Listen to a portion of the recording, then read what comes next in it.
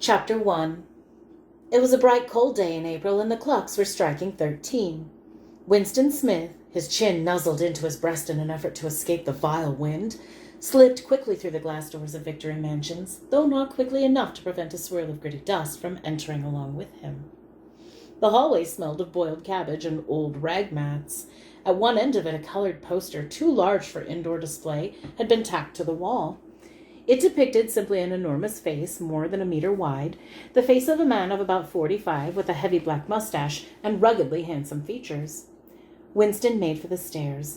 It was no use trying the lift. Even at the best of times it was seldom working, and at present the electric current was cut off during daylight hours. It was part of the economy drive in preparation for Hate Week. The flat was 7 flights up, and Winston, who was 39 and had a varicose ulcer above his right ankle, went slowly, resting several times on the way. On each landing, opposite the lift shaft, the poster with the enormous face gazed from the wall. It was one of those pictures which are so contrived that the eyes follow you about wherever you move. "Big Brother is watching you," the caption beneath it ran. Inside the flat, a fruity voice was reading out a list of figures which had something to do with the production of pig iron. The voice came from an oblong metal plaque like a dulled mirror, which formed part of the surface of the right-hand wall. Winston turned a switch and the voice sank somewhat, though the words were still distinguishable. The instrument, the telescreen it was called, could be dimmed, but there was no way of shutting it off completely. He moved over to the window, a smallish, frail figure, the meagerness of his body merely emphasized by the blue overalls which were the uniform of the party. His hair was very fair, his face naturally sanguine, his skin roughened by coarse soap and blunt razor blades, and the cold of the winter that had just ended. Outside, even through the shut window pane, the world looked cold. Down in the street, little eddies of wind were whirling dust and torn paper into spirals, and though the sun was shining and the sky a harsh blue, there seemed to be no color in anything except the posters that were plastered everywhere.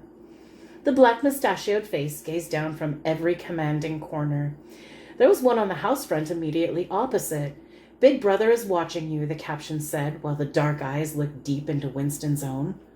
Down at street level, another poster, torn at one corner, flapped fitfully in the wind, alternately covering and uncovering the single word, "Ingsoc." In the far distance, a helicopter skimmed down between the roofs, hovered for an instant like a blue bottle, and darted away again with a curving flight. It was the police patrol snooping into people's windows. The patrols did not matter, however. Only the thought police mattered. Behind Winston's back, the voice from the telescreen was still babbling away about pig iron and the overfulfillment of the 9th three-year plan. The telescreen received and transmitted simultaneously. Any sound that Winston made above the level of a very low whisper would be picked up by it. Moreover, so long as he remained within the field of vision which the metal plaque commanded, he could be seen as well as heard. There was, of course, no way of knowing whether you were being watched at any given moment.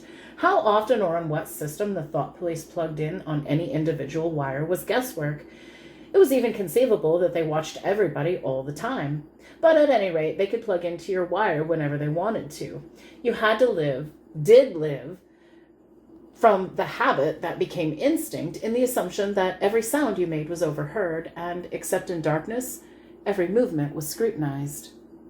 Winston kept his back turned to the telescreen. It was safer, though, as he well knew, even a bat can be revealing. A kilometer away, the Ministry of Truth, his place of work, towered vast and wide above the grimy landscape. This, he thought with a sort of vague distaste, this was London, chief city of Airstrip 1, itself the third most populous of the provinces of Oceania. He tried to squeeze out some childhood memory that should tell him whether London had always been quite like this. Were there always these vistas of rotting 19th century houses, their sides shored up with bulks of timber, their windows patched with cardboard and their roofs with corrugated iron, their crazy garden walls sagging in all directions? And the bomb sites where the plaster dust swirled in the air and the willow herbs straggled over the heaps of rubble, and the places where the bombs had cleared a larger path, and there had sprung up sordid colonies of wooden dwellings like chicken houses? But it was no use. He could not remember. Nothing remained of his childhood except a series of bright-lit tableaux, occurring against no background and mostly unintelligible. The Ministry of Truth, mini-true in newspeak, was startlingly different from any other object in sight. It was an enormous pyramidal structure of glittering white concrete, soaring up, terrace after terrace, 300 meters into the air. From where Winston stood, it was just possible to read, picked out on its white face and elegant lettering, the three slogans of the party. War is peace. Freedom is slavery. Ignorance is strength. The Ministry of Truth contained, it was said, 3,000 rooms above ground level and corresponding ramifications below. Scattered about London, there were just 3 other buildings of similar appearance and size. So completely did they dwarf the surrounding architecture from the roof of Victory Mansions, you could see all 4 of them simultaneously. They were the homes of the 4 ministries between which the entire apparatus of government was divided. The Ministry of Truth, which concerned itself with news, entertainment, education, and the fine arts. The Ministry of Peace, which concerned itself with war. The Ministry of Love, which maintained law and order. And the Ministry of Plenty, which was responsible for economic affairs. Their names in newspeak: Many True, Many Pax, Many Love, and Many Plenty. The Ministry of Love was the really frightening one. There were no windows in it at all. Winston had never been inside the Ministry of Love, nor within a half a kilometer of it. It was a place impossible to enter except on official business, and then only by penetrating through a maze of barbed wire entanglements, steel doors, and hidden machine gun nests. Even the streets leading up to its outer barriers were roamed by gorilla-faced guards in black uniforms armed with jointed truncheons. Winston turned round abruptly. He had set his features into the expression of quiet optimism which is advisable to wear when facing the telescreen. He crossed the room into the tiny kitchen.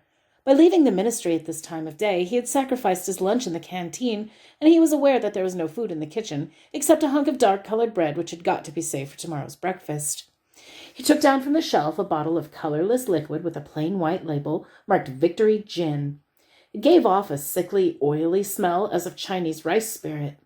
Winston poured out nearly a teacupful, nerved himself for the shock, and gulped it down like a dose of medicine.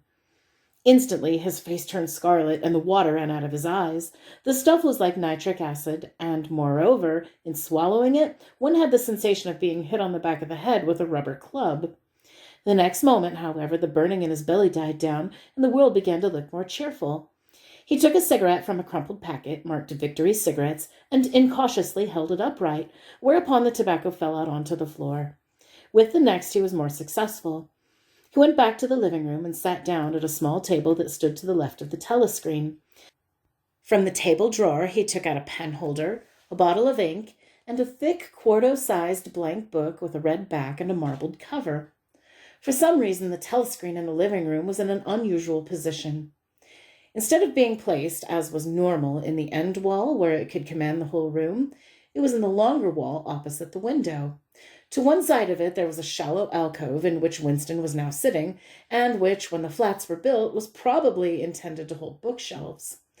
But sitting in the alcove and keeping well back, Winston was able to remain outside the range of the telescreen, so far as sight went. He could still be heard, of course, but so long as he stayed in the present position, he could not be seen. It was partly the unusual geography of the room that had suggested to him the thing that he was now about to do. But it had also been suggested by the book that he had just taken out of the drawer. It was a peculiarly beautiful book. Its smooth, creamy paper, a little yellowed by age, was of a kind that had not been manufactured for at least 40 years past. He could guess, however, that the book was much older than that. He had seen it lying in the window of a frowsy little junk shop in a slummy quarter of town, just what quarter he did not remember now, and he had been stricken immediately by an overwhelming desire to possess it. Party members were supposed to not go into ordinary shops. Dealing on the free market, it was called. But the rule was not strictly kept because there were various things such as shoelaces and razor blades, which it was impossible to get a hold of in any other way. He had given a quick glance up and down the street, and then he had slipped inside and bought the book for $2.50. At the time, he was not conscious of wanting it for any particular purpose. He had carried it guiltily home in his briefcase. Even with nothing written in it, it was still a compromising possession.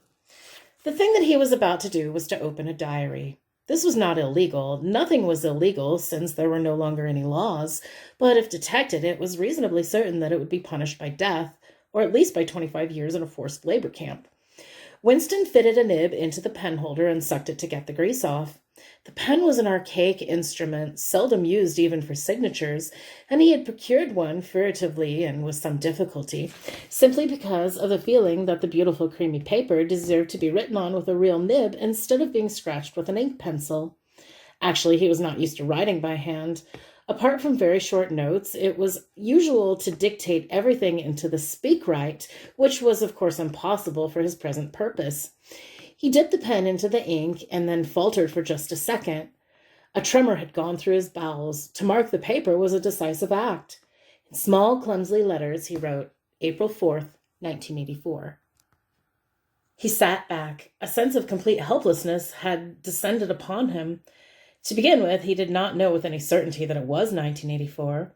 It must be round about that date, since he was fairly sure that his age was 39, and he believed that he had been born in 1944 or 1945, but it was never possible nowadays to pin down any date within a year or two. For whom, it suddenly occurred to him to wonder, was he writing this diary? For the future? For the unborn? His mind hovered for a moment round the doubtful date on the page, and then fetched up with a bump against the newspeak word, double-think. For the first time, the magnitude of what he had undertaken came home to him. How could you communicate with the future? It was, in its nature, impossible. Either the future would resemble the present, in which case it would not listen to him, or it would be different from it, and his predicament would be meaningless. For some time he sat gazing stupidly at the paper. The telescreen had changed over to strident military music. It was curious that he seemed not merely to have lost the power of expressing himself, but even to have forgotten what it was that he had originally intended to say. For weeks past he had been making ready for this moment, and it had never crossed his mind that anything would be needed except courage. The actual writing would be easy. All he had to do was to transfer to paper the interminable, restless monologue that had been running inside his head, literally for years. At this moment, however, even the monologue had dried up. Moreover, his varicose ulcer had begun itching unbearably. He dared not scratch it, because if he did so, it always became inflamed. The seconds were ticking by. He was conscious of nothing except the blankness of the page in front of him, the itching of his skin above his ankle, the blaring of the music, and the slight booziness caused by the gin. Suddenly he began writing in sheer panic, only imperfectly aware of what he was setting down.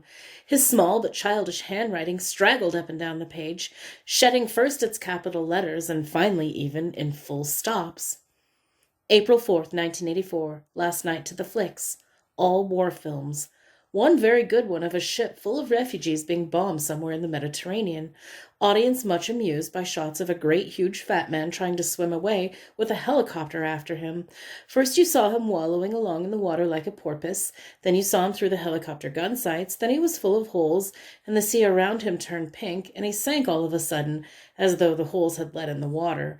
Audience shouting with laughter when he sank. Then you saw a lifeboat full of children with a helicopter hovering over it. There was a middle-aged woman, might have been a Jewess, sitting up in the bow with a little boy about 3 years old in her arms. Little boy was screaming with fright and hiding his head between her breasts, as if trying to burrow right into her, and the woman putting her arms around him and comforting him, although she was blue with fright herself, all the time covering up as much as possible, as she thought her arms could keep the bullets off of him. Then the helicopter planted a 20-kilo bomb in among them. Terrific flash, and the boat went up into matchwood. Then there was a wonderful sight of a child's arm going up, up, up, right up into the air. A helicopter with a camera in its nose must have followed it up there, with a lot of applause from the party seats, but a woman down in the parole part of the house suddenly started kicking up a fuss and shouting that it didn't oughter have showed it, not in front of the kids, that it ain't right, not in front of the kids. It ain't until the police turned her out, and I don't suppose anything happened to her. Nobody cares what the paroles say. Typical parole reaction. They never... Winston stopped writing, partly because he was suffering from cramp. He did not know what had made him pour down this stream of rubbish, but the curious thing was that while he was doing so, a totally different memory had clarified itself in his mind, to the point where he had almost felt equal to writing it down. It was, he now realized, because of this other incident, that he had suddenly decided to come home and begin the diary today. It had happened that morning at the ministry, if anything so nebulous could be said to happen. It was nearly 1100, and in the records department where Winston worked, they were dragging the chairs out of the cubicles and grouping them into the center of the hall opposite the big telescreen in preparation for the 2 minutes hate. Winston was just taking his place in one of the middle rows when two people whom he knew by sight but had never spoken to came unexpectedly into the room. One of them was a girl whom he'd often passed in the corridors. He did not know her name, but he knew that she worked in the fiction department. Presumably, since he had sometimes seen her with oily hands and carrying a spanner, she had some mechanical job on one of the novel-writing machines. She was a bold-looking girl of about 27, with thick, dark hair, a freckled face, and swift, athletic movements. A narrow scarlet sash, emblem of the Junior Anti-Sex League, was worn several times around the waist of her overalls, just tightly enough to bring out the shapeliness of her hips. Winston had disliked her from the very first moment of seeing her. He knew the reason. It was because of the atmosphere of hockey fields and cold baths and community hikes and general clean-mindedness which she had managed to carry about with her. He disliked nearly all women, and especially the young and pretty ones. It was always the women, and above all the young ones, who were the most bigoted adherents of the party, the swallowers of slogans, the amateur spies and nosers out of unorthodoxy. But this particular girl gave him the impression of being more dangerous than most. Once, when they passed in the corridor, she had given him a sideways glance which seemed to pierce right through him, and for a moment had filled him with black terror. The idea had even crossed his mind that she might be an agent of the thought police. That, if it was true, was very unlikely. Still, he had continued to feel a peculiar uneasiness, which had fear mixed up in it as well as hostility, whenever she was anywhere near him. The other person was a man named O'Brien, a member of the inner party and holder of some post so important and remote that Winston only had a dim idea of its nature. A momentary hush passed over the group of people round the chairs as they saw the black overalls of the inner party member approaching. O'Brien was a huge burly man with a thick neck and a coarse, humorous, brutal face. In spite of his formidable appearance, he had a certain charm of manner. He had a trick of resettling his spectacles on the nose, which was curiously disarming, in some indefinable way curiously civilized. It was a gesture which, if anyone had still thought in such terms, might have recalled an 18th-century nobleman offering his snuff-box. Winston had seen O'Brien perhaps a dozen times in almost as many years. He felt deeply drawn to him, and not solely because he was intrigued by the contrast between O'Brien's urbane manner and his prizefighter's physique. Much more because it was a secretly held belief, or perhaps not even a belief, merely a hope, that O'Brien's political orthodoxy was not perfect. Something in his face suggested it irresistibly, and again, perhaps it was not even unorthodoxy that was written in his face, but simply intelligence. But at any rate, he had the appearance of being a person that you could talk to, if somehow you could cheat the telescreen and get him alone. Winston had never made the smallest effort to verify this guess. Indeed, there was no way of doing so. At this moment, O'Brien glanced at his wristwatch, saw that it was nearly 1100, and evidently decided to stay in the records department until the 2 minutes hate was over. He took a chair in the same row as Winston, a couple of places away. A small, sandy-haired woman who worked in the next cubicle to Winston was between them. The girl with the dark hair was sitting immediately behind. The next moment, a hideous grinding screech, as of some monstrous machine running without oil, burst from the big telescreen at the end of the room. It was a noise that set one's teeth on edge and bristled the hair on the back of one's neck. The hate had started. As usual, the face of Emmanuel Goldstein, the enemy of the people, had flashed onto the screen. There were hisses here and there among the audience. The little sandy-haired woman gave a squeak of mingled fear and disgust. Goldstein was the renegade and backslider who once long ago, how long ago nobody quite remembered, had been one of the leading figures of the party, almost on a level with Big Brother himself, and then had engaged in counter-revolutionary activities, had been condemned to death, and had mysteriously escaped and disappeared. The program of the 2 minutes hate varied from day to day, but there was none in which Goldstein was not the principal figure. He was the primal traitor, the earliest defiler of the party's purity. All subsequent crimes against the party, all treacheries, acts of sabotage, heresies, deviations, sprang directly out of his teaching. Somewhere or other he was still alive and hatching his conspiracies, perhaps somewhere beyond the sea, under the protection of his foreign paymasters. Perhaps even so, it was occasionally rumored, in some hiding place in Oceania itself. Winston's diaphragm was constricted. He could never see the face of Goldstein without a painful mixture of emotions. It was a lean Jewish face, with a great fuzzy aureole of white hair and a small goatee beard. A clever face, and yet somehow inherently despicable, with a kind of senile silliness in the long, thin nose, near the end of which a pair of spectacles was perched. It resembled the face of a sheep, and the voice, too, had a sheep-like quality. Goldstein was delivering his usual venomous attack upon the doctrines of the party, an attack so exaggerated and perverse that a child should have been able to see through it, and yet just plausible enough to fill one with an alarmed feeling that other people, less level-headed than oneself, might be taken in by it. He was abusing Big Brother. He was denouncing the dictatorship of the party. He was demanding the immediate conclusion of peace with Eurasia. He was advocating freedom of speech, freedom of the press, freedom of assembly, freedom of thought. He was crying hysterically that the revolution had been betrayed. And all this in rapid, polysyllabic speech, which was a sort of parody of the habitual style of the orators of the party, and even contained newspeak words, more newspeak words indeed than any party member would normally use in real life. And all the while, lest anyone should be in any doubt as to the reality which Goldstein's specious claptrap covered, behind his head on the telescreen there marched the endless columns of the Eurasian army, row after row of solid-looking men with expressionless Asiatic faces, who swam up to the surface of the screen and vanished, to be replaced by others exactly familiar. The dull, rhythmic tramp of the soldiers' boots formed the background to Goldstein's bleating voice. Before the hate had proceeded for 30 seconds, uncontrollable exclamations of rage were breaking out from half the people in the room.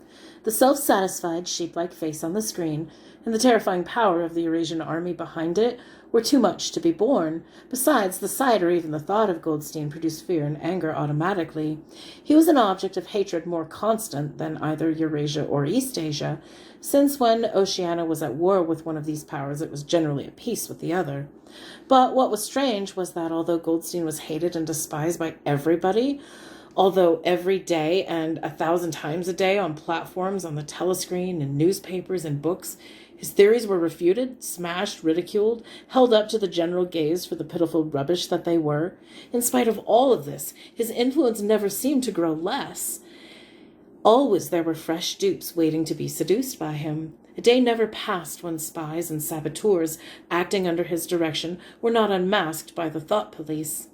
He was the commander of a vast, shadowy army, an underground network of conspirators dedicated to the overthrow of the state. The Brotherhood, its name was supposed to be. There were also whispered stories of a terrible book, a compendium of all the heresies of which Goldstein was the author, and which circulated clandestinely here and there. It was a book without a title. People referred to it, if at all, simply as the book. But one knew of such things only through vague rumors. Neither the Brotherhood nor the book was a subject that any ordinary party member would mention if there was any way of avoiding it. In a second minute, the hate rose to a frenzy. People were leaping up and down in their places and shouting at the tops of their voices in an effort to drown out the maddening bleating voice that came from the screen. The little sandy-haired woman had turned bright pink, and her mouth was opening and shutting like that of a landed fish. Even O'Brien's heavy face was flushed. He was sitting very straight in his chair, his powerful chest swelling and quivering as though he was standing up to the assault of a wave. The dark-haired girl behind Winston had begun crying out, "Swine! Swine! Swine!" and suddenly she picked up a heavy Newspeak dictionary and flung it at the screen. It struck Goldstein's nose and bounced off. The voice continued inexorably. In a lucid moment, Winston found that he was shouting with the others and kicking his heels violently against the rung of his chair. The horrible thing about the 2 minutes hate was not that one was obliged to act a part, but that it was impossible to avoid joining in. Within 30 seconds, any pretense was always unnecessary. A hideous ecstasy of fear and vindictiveness, a desire to kill, to torture, to smash faces in with a sledgehammer, seemed to flow through the whole group of people like an electric current, turning one, even against one's will, into a grimacing, screaming lunatic. And yet the rage that one felt from the abstract, undirected emotion, which could be switched from one object to another like the flame of a blow lamp, Thus, at one moment, Winston's hatred was not turned against Goldstein at all, but on the contrary, against Big Brother, the party, and the thought police. And at such moments, his heart went out to the lonely, derided heretic on the screen, sole guardian of truth and sanity in a world of lies. And yet, the very next instant, he was one with the people about him, and all that was said of Goldstein seemed to him to be true. At those moments, his secret loathing of Big Brother changed into adoration, and Big Brother seemed to tower up, an invincible, fearless protector, standing like a rock against the hordes of Asia and Goldstein. In spite of his isolation, his helplessness, and the doubt that hung about his very existence, seemed like some sinister enchanter, capable by the mere power of his voice of wrecking the structure of civilization. It was even possible, at moments, to switch one's hatred this way or that by a voluntary act.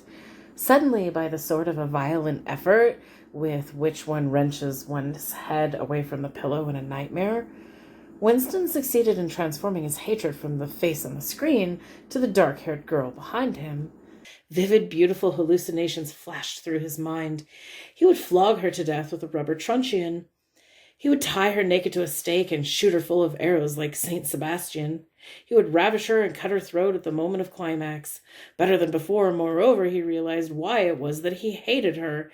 He hated her because she was young and pretty and sexless, because he wanted to go to bed with her and he would never do so, because round her sweet supple waist, which seemed to ask you to encircle it with your arm, there was only an odious scarlet sash, aggressive symbol of chastity. The hate rose to a climax. The voice of Goldstein had become an actual sheep's bleat, and for an instant the face changed into that of a sheep.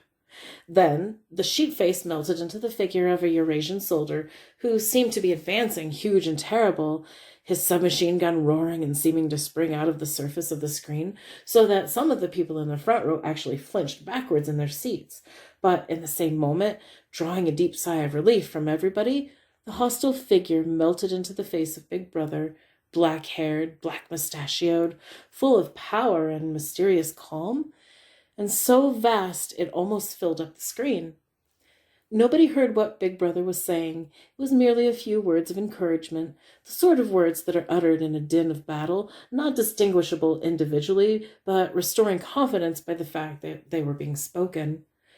Then the face of Big Brother faded away again, and instead the three slogans of the party stood in bold capital letters. War is peace. Freedom is slavery. Ignorance is strength. But the face of Big Brother seemed to persist for several seconds on the screen, as though the impact that it had made on everybody's eyeballs were too vivid to wear off immediately. The little sandy-haired woman had flung herself forward over the back of a chair in front of her. With a tremulous murmur that sounded like, "My Savior!" she extended her arms toward the screen. Then she buried her face in her hands. It was apparent that she was uttering a prayer. At this moment, the entire group of people broke into a deep, slow, rhythmical chant. Be, over and over again, very slowly, with a long pause between the first B and the second, a heavy murmurous sound, somehow curiously savage, in the background of which one seemed to hear the stamp of naked feet and the throbbing of tom-toms. For perhaps as much as 30 seconds they kept it up. It was a refrain that was often heard in moments of overwhelming emotion. Partly it was a sort of hymn to the wisdom and majesty of Big Brother, but still more it was an act of self-hypnosis, a deliberate drowning of consciousness by means of rhythmic noise. Winston's entrails seemed to grow cold. In the 2 minutes' hate he could not help sharing in the general delirium. But this subhuman chanting of be, always filled him with horror. Of course, he chanted with the rest. It was impossible not to do so. To dissemble your feelings, to control your face, to do what everyone else was doing, was an instinctive reaction. But there was a space of a couple of seconds during which the expression in his eyes might conceivably have betrayed him. And it was exactly at that moment that the significant thing happened, if indeed it did happen. Momentarily, he caught O'Brien's eye. O'Brien had stood up. He had taken off his spectacles and was in the act of resettling them on his nose, with his characteristic gesture, but there was a fraction of a second when their eyes met, and for as long as it took to happen, Winston knew, yes, he knew, that O'Brien was thinking the same thing as himself. An unmistakable message had been passed. It was as though their two minds had opened, and the thoughts were flowing from one into the other through their eyes. "I am with you," O'Brien seemed to be saying to him. "I know precisely what you're feeling. I know all about your contempt, your hatred, your disgust, but don't worry, I'm on your side." And then the flash of intelligence was gone, and O'Brien's face was as inscrutable as everybody else's. That was all, and he was already uncertain whether it happened. Such incidents never had any sequel. All they did was to keep alive in him the belief or hope that others besides himself were the enemies of the party. Perhaps the rumors of vast underground conspiracies were true after all. Perhaps the Brotherhood really existed. It was impossible, in spite of the endless arrests and confessions and executions, to be sure that the Brotherhood was not simply a myth. Some days he believed in it, some days he did not. There was no evidence, only fleeting glimpses that might mean anything or nothing. Snatches of overheard conversation, faint scribbles on lavatory walls. Once, even when two strangers met, a small movement of their hands which had looked as though it might be a signal of recognition. It was all guesswork. Very likely he had imagined everything. He had gone back to his cubicle without looking at O'Brien again. The idea of following up their momentary contact hardly crossed his mind. It would have been inconceivably dangerous even if he had known how to set about doing it.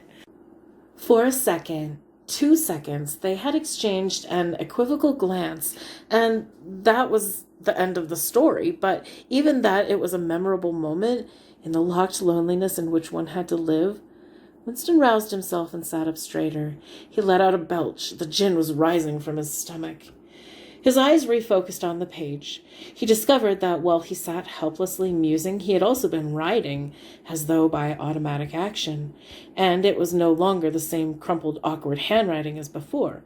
His pen had slid voluptuously over the smooth paper, printing in large, neat capitals, "Down with Big Brother. Down with Big Brother, down with Big Brother, down with Big Brother, down with Big Brother," over and over again, filling half the page. He could not help feeling a twinge of panic. It was absurd, since the writing of those particular words was not more dangerous than their initial act of opening the diary. But for a moment, he was tempted to tear out the spoiled pages and abandon the enterprise altogether. But he did not do so, however, because he knew that it was useless. Whether he wrote "Down with Big Brother" or whether he refrained from writing it made no difference. Whether he went on with the diary or whether he did not go on with it made no difference. The thought police would get him just the same. He had committed, would still have committed, even if he had never set pen to paper, the essential crime that contained all others in itself. Thought crime, they called it. Thought crime was not a thing that could be concealed forever. You might dodge successfully for a while, even for years, but sooner or later they were bound to get you. It was always at night. The arrests invariably happened at night. The sudden jerk out of sleep, the rough hand shaking on your shoulder, the light glaring in your eyes, the ring of hard faces round the bed. It was the vast majority of cases. There were no trial, no report of the arrest. People simply disappeared, always during the night. Your name was removed from the registers. Every record of everything you had ever done was wiped out. Your one-time existence was denied and then forgotten. You were abolished, annihilated, vaporized was the usual word. For a moment he was seized by a kind of hysteria. He began writing in a hurried, untidy scrawl. "They'll shoot me, I don't care. They'll shoot me in the back or the neck, and I don't care. Down with Big Brother. They always shoot you in the back or the neck. I don't care. Down with Big Brother." He sat back in his chair, slightly ashamed of himself, and laid down his pen. The next moment he stared violently. There was a knocking at the door. Already he sat as still as a mouse, in the futile hope that whomever it might be would go away after a single attempt. But no, the knocking was repeated. The worst thing at all would be to delay. His heart was thumping like a drum, but his face, from long habit, was probably expressionless. He got up and moved heavily toward the door.